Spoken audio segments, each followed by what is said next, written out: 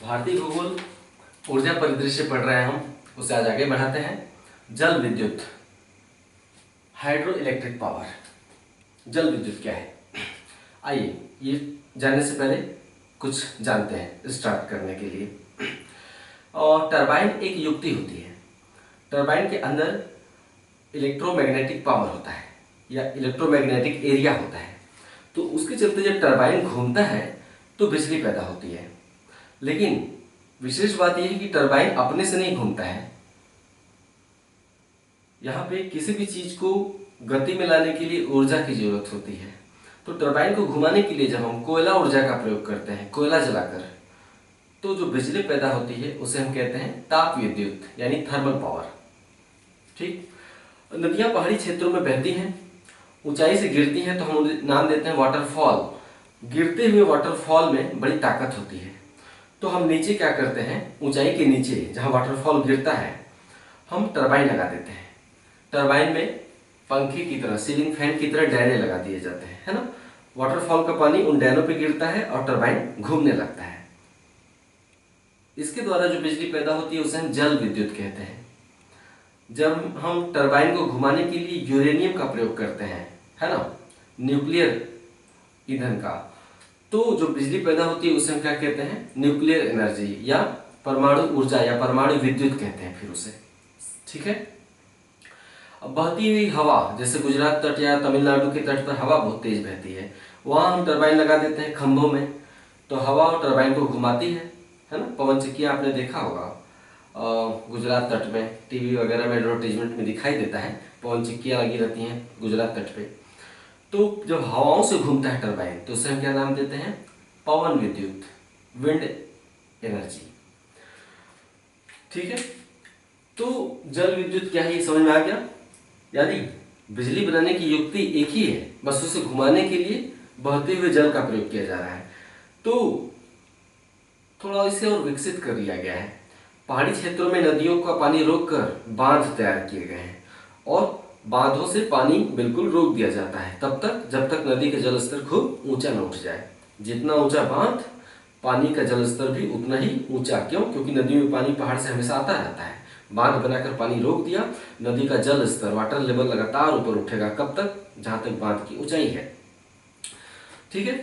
तो बांध बनाकर जब नदी का जल स्तर ऊंचा उठता है तो नदी चारों तरफ फैलना शुरू कर देती है ना। बहुत बड़ा जलाशय बन जाता है बांध के पीछे।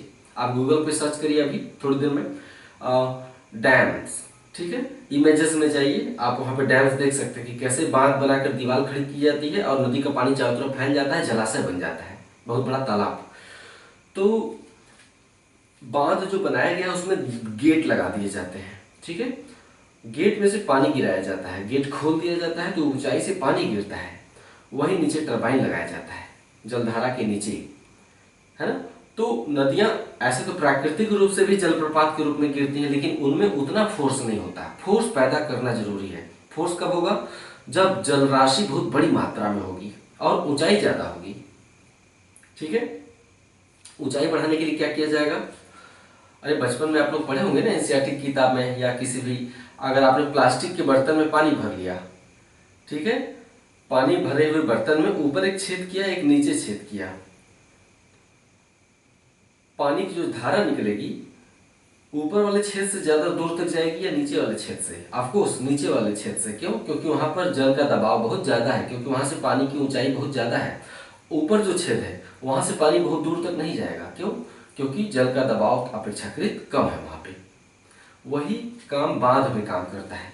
बांध बनाकर नदी की ऊंचाई, जल स्तर की ऊंचाई खूब बढ़ाई जाती है, ऊपर से पानी गिराया जाता है फोर्स के साथ, तो टरबाइन तेजी से घूमता है और व्यापक रूप में जल विद्युत बनता है। ठीक है। हाँ, भारत की नदियों में तो प्रत्येक नदी की अपनी एक क्षमता होती है। जैसे हिमालय की नदी की अपनी क्षमता है, प्रायद्वीपीय भाग के पठार की अपनी अपनी क्षमता है। आप जानते हैं कि हिमालय की नदियां साल भर बहती हैं, ग्लेशियर से भी जल प्राप्त होता है, वर्षा से भी जल प्राप्त होता है, इसलिए हिमालय की नदियां बहुत चौड़ी हैं, उनमें जल की अथाह मात्रा है ना। जबकि प्रायद्वीपीय भाग की नदियों में जल थोड़ा कम रहता है और साल भर बहती भी नहीं है ना। तो भारत की नदियों में अभिज्ञात, मतलब जितना पता किया गया है, अभिज्ञात, भारत की नदियों में अभिज्ञात जल विद्युत क्षमता 1,45,000 मेगावाट है। भारत में जो नदियां बहती हैं उनमें अभिज्ञात जल विद्युत क्षमता 1,45,000 मेगावाट है अधिकतम। ये मैं स्थापित क्षमता की बात नहीं कर रहा हूँ। 1,45,000 स्थापित क्षमता नहीं है जल विद्युत की हमारे देश में, मैं नदियों की क्षमता की बात कर रहा हूँ, संभावना। तो अभिज्ञात जल विद्युत क्षमता कितनी है? 1,45,000 मेगावाट। इसी साल जून 2017 तक हमारे देश में जल विद्युत की स्थापित क्षमता मतलब जितने प्लांट लगाए गए हैं, जगह जगह बांध बनाकर वहां पे टरबाइन फिट किए गए हैं, उन्हें हम कहते हैं स्थापित क्षमता।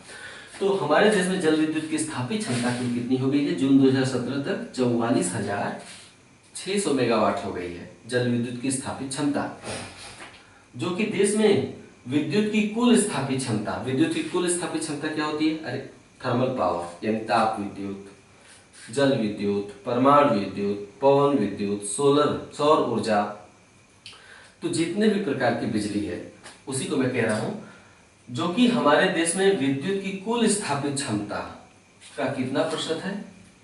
14% है।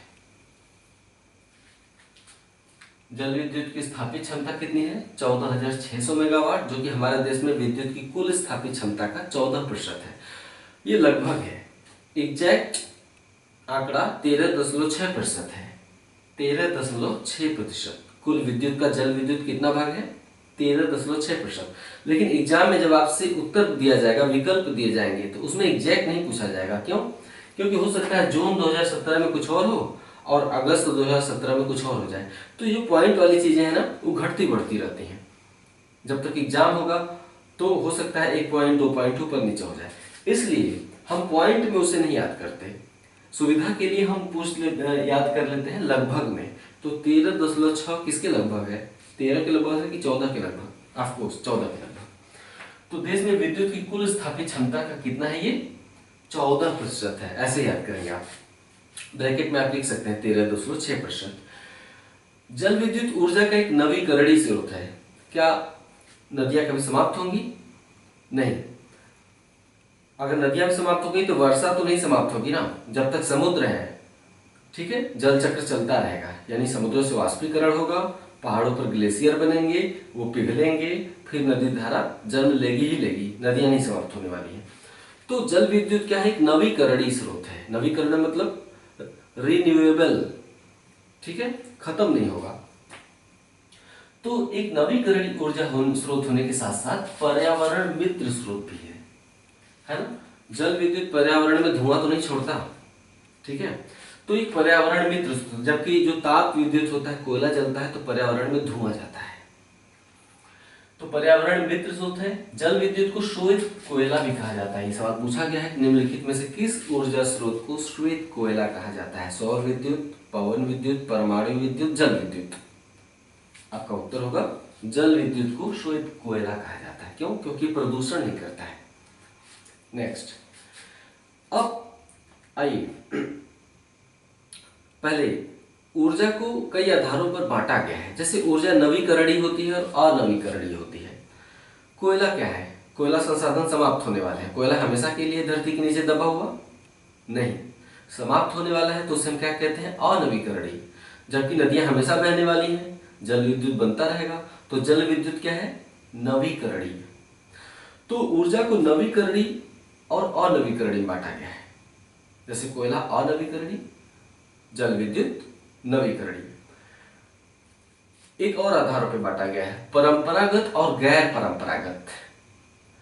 जो समाप्त होने वाले हैं या जिनसे प्रदूषण होता है, जो समाप्त होने वाले हैं या जिनसे प्रदूषण होता है या जिनसे पर्यावरण को खतरा उत्पन्न होता है, उन्हें हम परंपरागत कहते हैं। जैसे परमाणु विद्युत क्या है? परंपरागत है। कोयला विद्युत क्या है? ताप विद्युत, परंपरागत है ना। पेट्रोल जलाकर बिजली बनाएंगे, क्या है? परंपरागत है। लेकिन जो पवन विद्युत है या सौर विद्युत है ना, सूर्य की किरणें आती हैं और उससे हम जो बिजली बनाते हैं, उसको हम क्या किस में रखेंगे? गैर परंपरागत। हवाएं बह रही हैं, टरबाइन घूम रहा है, क्या पर्यावरण का प्रदूषण हुआ? नहीं। साथ ही क्या हवाएं समाप्त होने वाली हैं? नहीं। तो ये क्या है? गैर परंपरागत है, नॉन ट्रेडिशनल। जल विद्युत को दोनों भागों में रखा जाता है। हालांकि जल विद्युत नवीकरणीय है, अनवीकरणीय नहीं है। लेकिन जब हम परंपरागत की बात करते हैं तो जल विद्युत को परंपरागत में भी रखते हैं और गैर परंपरागत में भी रखते हैं। कैसे? जो बड़ी जल विद्युत परियोजनाएं हैं, बड़ी जल विद्युत परियोजनाएं मतलब जो बहुउद्देशीय परियोजनाएं हैं, जहाँ बांध बनाया जाता है। भाई बांधों से ही तो आप पानी गिरा के टरबाइन घुमाते हैं, तो उसे चाहे बहुउद्देशीय परियोजना कहिए या बांध परियोजना कहिए या जल विद्युत परियोजना कहिए, बात तो एक ही है। तो जो बड़े बांध होते हैं वो क्या करते हैं, पर्यावरण को कहीं कहीं से खतरा पहुंचाते हैं। कैसे? जब आप बांध बनाते हैं तो नदियों का पानी एक बहुत बड़े क्षेत्रफल में फैल जाता है, उसके पीछे पूरा का पूरा क्षेत्र डूब जाता है नदी में, तो उसके अपने पर्यावरणीय नुकसान है। साथ ही आप नदी जलधारा के साथ छेड़छाड़ करते हैं। प्रत्येक नदी का अपना एक जीवन होता है, वो जीवन नदी की एक निश्चित रफ्तार में ही कायम रह सकता है। जब आप नदी का पानी रोक देते हैं तो जल का जीवन भी प्रभावित होने लगता है ना, क्योंकि प्रत्येक नदी का अपना एक इकोसिस्टम होता है। तो इस तरह से न केवल जो जंगल डूब गया उसमें पर्यावरणीय खतरा पैदा हुआ, साथ ही नदी जिसे आपने रोक दिया, नदी का अपना जो जीवन है, जो पारिस्थितिकी तंत्र है, वो भी तो प्रभावित हुआ। तो जो बड़ी जल विद्युत परियोजनाएं होती हैं उन्हें हम परंपरागत स्रोत के अंतर रखते हैं। जो बड़ी जल विद्युत परियोजनाएं हैं, हालांकि जल विद्युत नवीकरणीय ही रहेगा, नवीकरणीय है, लेकिन बड़ी जल विद्युत परियोजना को हम गैर परंपरागत में रखते हैं, परंपरागत स्रोत के अंतर्गत रखते हैं। ठीक है, वही मैंने लिखा है, बड़ी जल विद्युत परियोजनाओं को ऊर्जा के परंपरागत स्रोत के अंतर्गत रखा जाता है। क्यों? क्योंकि इसके अपने पर्यावरणीय नुकसान है कुछ, है ना। जबकि 25 मेगावाट तक की जल विद्युत परियोजना, मतलब 0 से लेकर 25, जबकि 25 मेगावाट या इससे कम क्षमता वाले जल विद्युत परियोजनाओं को ऊर्जा की गैर परंपरागत स्रोत के अंतर्गत रखा जाता है। क्यों? क्योंकि छोटी जल विद्युत परियोजनाएं पर्यावरण को नुकसान नहीं पहुंचाती। ये बड़ी जल विद्युत परियोजनाओं के अंतर्गत हजारों वर्ग किलोमीटर क्षेत्र को दफन नहीं कर देती हैं जल में, है ना। बड़े बांध नहीं बनाना पड़ता है इनके लिए, तो इनके पर्यावरणीय नुकसान नहीं है। 25 मेगावाट तक की जो जल विद्युत परियोजनाएं हैं उनके पर्यावरणीय नुकसान नहीं होते हैं, इसलिए उन्हें हम गैर परंपरागत स्रोत के अंतर्गत रखते हैं। समझ में आ गया? अगर आपसे सवाल पूछा जाएगा कि 50 मेगावाट तक की जल विद्युत परियोजना या 50 मेगावाट की जल विद्युत परियोजना को ऊर्जा के किस स्रोत के अंतर्गत रखा जाता है, परंपरागत या गैर परंपरागत? मान लेते हैं कथन दे दिया है, कथन है कि 50 मेगावाट जल विद्युत परियोजनाओं को गैर परंपरागत स्रोत के अंतर्गत रखा जाता है। गलत, परंपरागत में रखा जाएगा। केवल 25 मेगावाट क्षमता वाले जल विद्युत परियोजनाओं को ही गैर परंपरागत में रखा जाता है। क्लियर? इसको हम डायग्राम बना के ऐसे अच्छे से रेखा चित्र बना के लिख लीजिएगा। नेक्स्ट, देश में सर्वाधिक जल शक्ति विभव, विभव मतलब पोटेंशियल, क्षमता भी कह सकते हैं। ठीक है, देश में सर्वाधिक जल शक्ति विभव यानी पोटेंशियल ब्रह्मपुत्र नदी में है। इसको सरलीकरण करके लिखेंगे तो लिखेंगे ब्रह्मपुत्र नदी में है, लेकिन आमतौर पर हम बेसिन शब्द का प्रयोग करते हैं। क्यों? क्योंकि वो पूरा का पूरा बेसिन जिसमें ब्रह्मपुत्र नदी अपनी सैकड़ों नदियों के साथ बह रही है। प्रत्येक मुख्य नदी की सैकड़ों सहायक नदियां होती हैं, है ना। तो उस पूरे क्षेत्र को हम क्या कहते हैं? बेसिन या जलग्रहण क्षेत्र। ठीक है, पीछे से पढ़ाया हुआ है, जब आप नदियां पढ़ेंगे तो उसमें बताया है कि बेसिन या जलग्रहण क्षेत्र क्या होता है। तो देश में सर्वाधिक जल शक्ति विभव ब्रह्मपुत्र बेसिन में है। ठीक है, इसके बाद प्रायद्वीपीय भारत की जो पूर्व की ओर बहने वाली नदियां हैं, यानी जो बंगाल की खाड़ी में गिरती हैं ऐसे पूरब की ओर बहते हुए, इसके बाद प्रायद्वीपीय भारत की पूर्व की ओर बहने वाली नदियों में सर्वाधिक विभव, जल शक्ति विभव मौजूद है, पोटेंशियल मौजूद है। यानी आपसे सवाल पूछा जाएगा देश में सर्वाधिक जल शक्ति विभव किस नदी में है, तो आपका उत्तर होगा ब्रह्मपुत्र नदी में है। ठीक है, नेक्स्ट पॉइंट पे आप लिखेंगे कि हालांकि देश में सर्वाधिक जल शक्ति विभव हिमालय की नदियों में मौजूद है। भाई प्रायद्वीप जो ब्रह्मपुत्र है हिमालय की ही तो नदी है ना, अभी हमने गंगा और सिंधु का तो नाम ही नहीं लिया, है ना। तो देश में सर्वाधिक जल शक्ति विभव हिमालय की नदियों में मौजूद है, लेकिन इसे लिखेंगे आप, लेकिन देश में सर्वाधिक जल शक्ति का विकास प्रायद्वीपीय भारत में हुआ है। मतलब क्षमता का दोहन प्लांट जो स्थापित किए गए हैं। ठीक है, तो देश में सर्वाधिक जल शक्ति का विकास प्रायद्वीपीय भारत में हुआ है। हिमालय में क्यों कम हुआ है? देखिए, हिमालय बहुत ही ऊंचा है। हिमालय कहीं बहुत ही ऊंचा है, कहीं बहुत ही गहरा है। घाटियां भी तो है, पहाड़ है तो घाटियां भी साथ साथ चलती हैं। तो हिमालय बहुत ही विषम है, ऊबड़ खाबड़ है और बहुत ही दुर्गम है, जहाँ जाना मुश्किल होता है और जंगलों से भरा हुआ है हिमालय। तो बहुत ही विषम, दुर्गम, वनाच्छादित होने के चलते हिमालय दुर्गम है, जाना मुश्किल है वहाँ पे। तो इसके चलते वहाँ पे जल शक्ति प्लांट का कम विकास हुआ है ना। हाइड्रो पावर प्लांट कम लगाए गए हैं हिमालय में। क्यों? क्योंकि हिमालय बहुत ही उबड़ खाबड़ है, बहुत ही विषम है। दूसरा, जो उत्तर भारत के शहर है, चाहे दिल्ली हो, चाहे लखनऊ, चाहे इलाहाबाद, चाहे लुधियाना, चाहे जालंधर, है ना, चाहे जोधपुर या जयपुर या पटना या कोलकाता, उत्तर भारत के जो नगर हैं वो हिमालय से दूर है। अगर आप हिमालय पर बिजली बनाएंगे और शहर कहाँ पे है? कोलकाता है, पटना है, दिल्ली है, ये हिमालय से दूर है। यानी जो उपभोग केंद्र है, जहाँ पे कंजम्पशन हो रहा है, कंजम्पशन तो हिमालय पे नहीं होगा ना, कंजम्पशन बिजली का कहाँ होगा? शहरों में होगा। तो जो बड़े उपभोग केंद्र हैं, चाहे दिल्ली, पटना, कोलकाता, लुधियाना, जयपुर, ये हिमालय से काफी दूर है। और जल विद्युत की कमी है कि अगर आप हिमालय पे विद्युत बना के दिल्ली उसे भेजते हैं तो रास्ते में बिजली का नुकसान होता रहता है। ठीक है, तो उसका लाभ कम मिल पाता है। जैसे कि अगर आपने 100 इकाई बिजली पैदा किया हिमालय पे, भाखड़ा नंगल पे, और उसे आपने दिल्ली भेज दिया बिजली को तार के माध्यम से, तो 25 इकाई बिजली ही पहुंचेगी दिल्ली भाखड़ा नंगल से। भाखड़ा नंगल हिमालय पे है, सतलुज नदी पर। तो वहां से बिजली भेजी जाती है तो 15 इकाई बिजली यानी 15% बिजली नष्ट हो जाती है।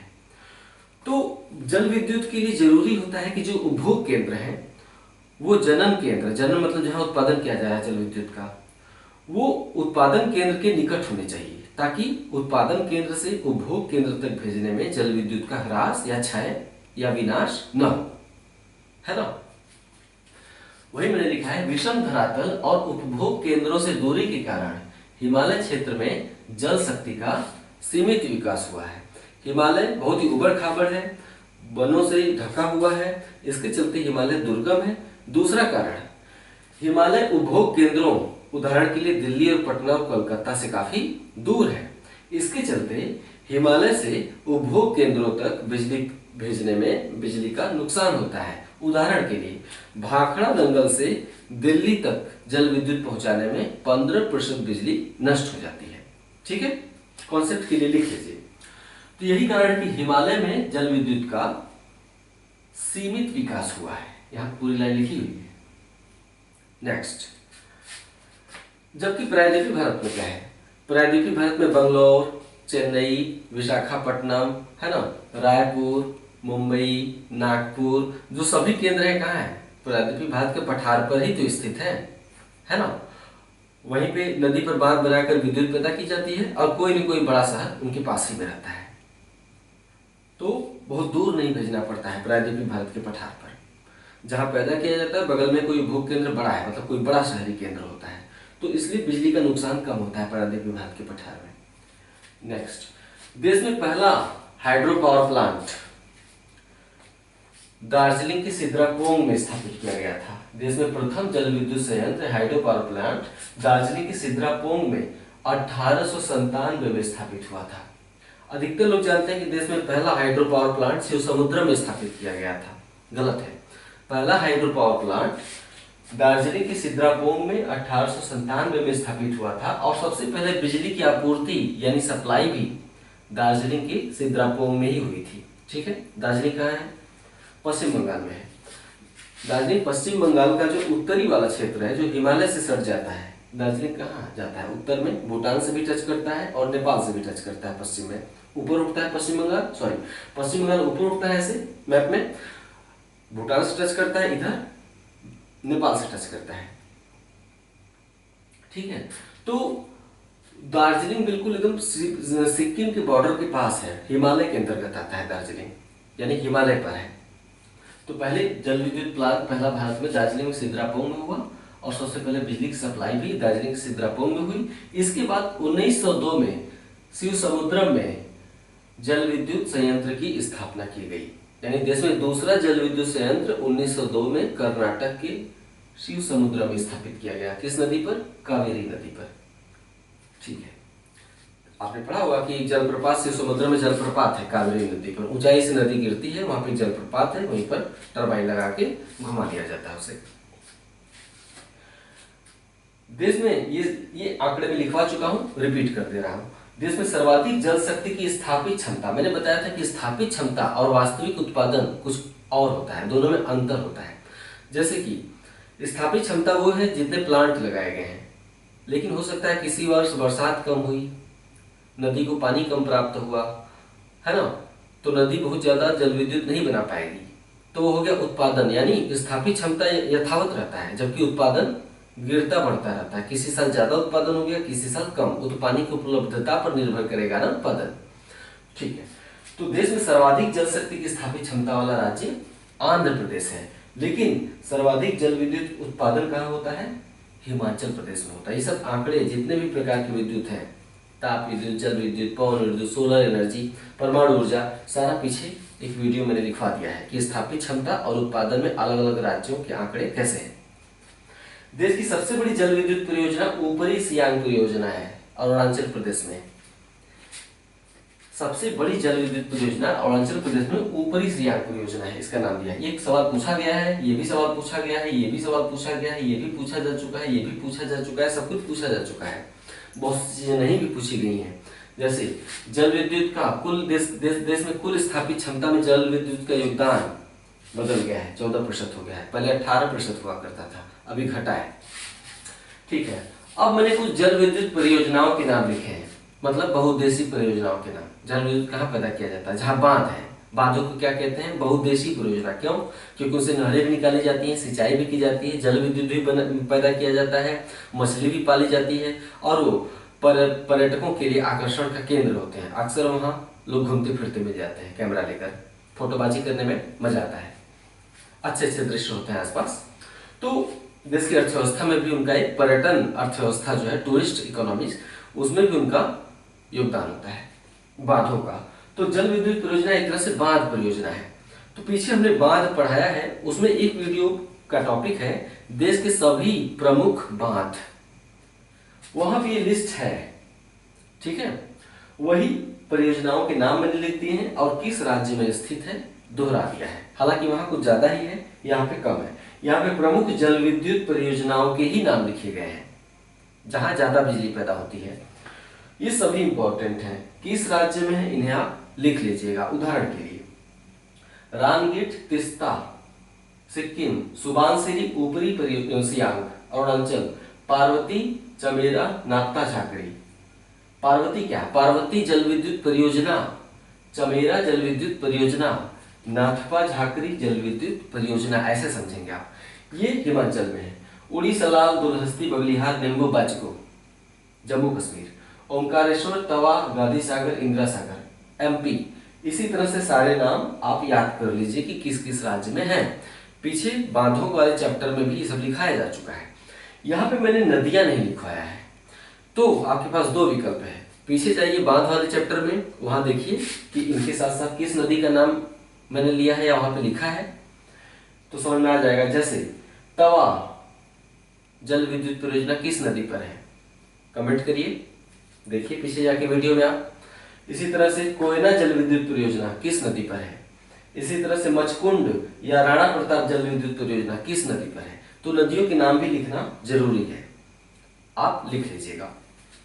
आपके पास दो विकल्प हैं, पीछे बहुउद्देशीय परियोजना वाला वीडियो जाकर आप देख सकते हैं, या आप गूगल सर्च कर लेंगे, बहुत ही आसानी से गूगल में भी मिल जाता है। उदाहरण के लिए आप वहां पे गूगल में सर्च करिए ओंकारेश्वर प्रोजेक्ट, जैसे ही आप सर्च बटन दबाएंगे तुरंत नदी का नाम उछलकर सामने आ जाएगा।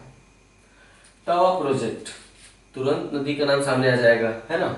इसी तरह से सुबानसिरी प्रोजेक्ट, नदी का नाम आ ही जाएगा। आप टाइप करके देखिए, बहुत ही आसान होता है। बहुत सी बातें जो मैं मिस कर देता हूँ आप गूगल में सर्च किया करिए। गूगल तो आजकल इतना सुविधाजनक हो गया है कि कुछ भी पता कर सकते हैं। तो जल विद्युत के बाद हम पढ़ेंगे परमाणु विद्युत, परमाणु विद्युत के बाद हम पढ़ेंगे गैर परंपरागत ऊर्जा स्रोत, उसके बाद ट्रांसपोर्टेशन, सड़क परिवहन, रेल परिवहन, जल परिवहन, वायु परिवहन, उसके बाद जनजातियां और प्रजातियां पढ़ लेंगे भारत की। उसके बाद खत्म, भारतीय भूगोल समाप्त हो जाएगा। वर्ल्ड ज्योग्राफी जहाँ से रुका हुआ है, एशिया की नदियाँ मैंने पढ़ाया है, उसके बाद अन्य महाद्वीपों की नदियाँ पढ़ाऊंगा, फिर वर्ल्ड ज्योग्राफी में भी हम इसी तरह से साथ साथ ले चलेंगे। ठीक है, इजाज़त दीजिए, नमस्कार।